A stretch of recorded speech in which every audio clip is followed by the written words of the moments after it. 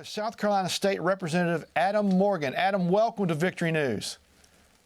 Yes, thank you for having me. Okay, last week, one of your fellow Freedom Caucus members made a powerful speech for life. Here's a clip. I've heard you call it a chemical fluttering. I've heard you call it a glob of tissue. I've heard you call it a fetus. But not one of you women who stood up here, or men, said, my baby. Representative Morgan, tell us about the pro-life victory that the Freedom Caucus helped win.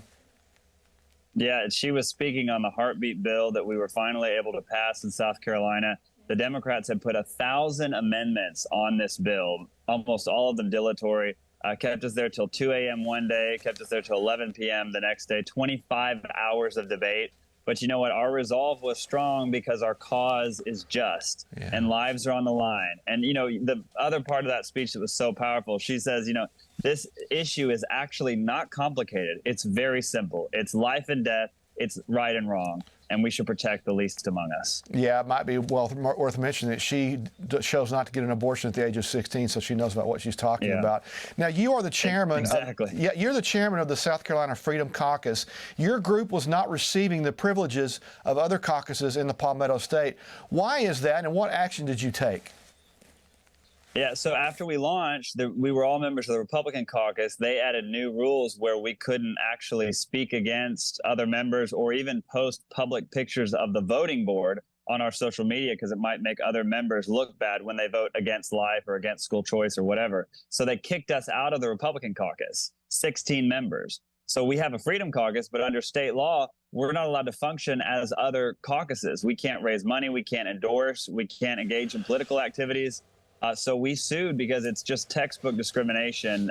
You know, you can't restrict people's free speech rights. And unfortunately, South Carolina has this history of tweaking rules, passing laws that really are unjust and that disenfranchise certain groups. So we're setting that right.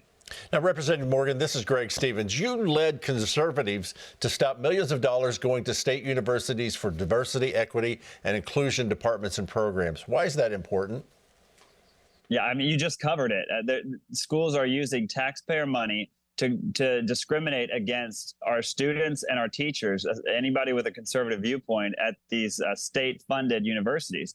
Diversity, equity, inclusion, it sounds so great, but the words literally mean the opposite of what they say they do. It means silencing people that you disagree with, which is the opposite of inclusion, the opposite of tolerance.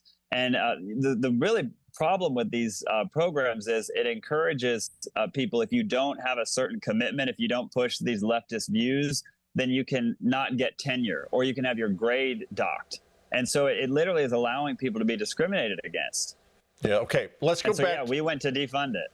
Well, that's a good thing. Let's go back to South Carolina for a second. The Freedom Caucus posted this chart. We have it on the screen, showing you're a conservative state, but you don't govern like it. What's the disconnect, Representative?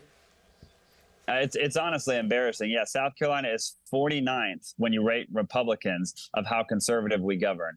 And unfortunately, our history, we're the good old boy system, the patronage system. We have people that run saying they're Republicans, saying they're conservative, and they just simply aren't. And we're here to change that. That's why we're having such pushback. They spent like $300,000 attacking us in our district, hitting us with attack ads because we're speaking out against corporate bailouts, against trying to defund DEI.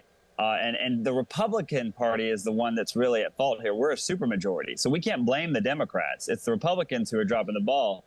And so we're making sure that changes. We're a growing group.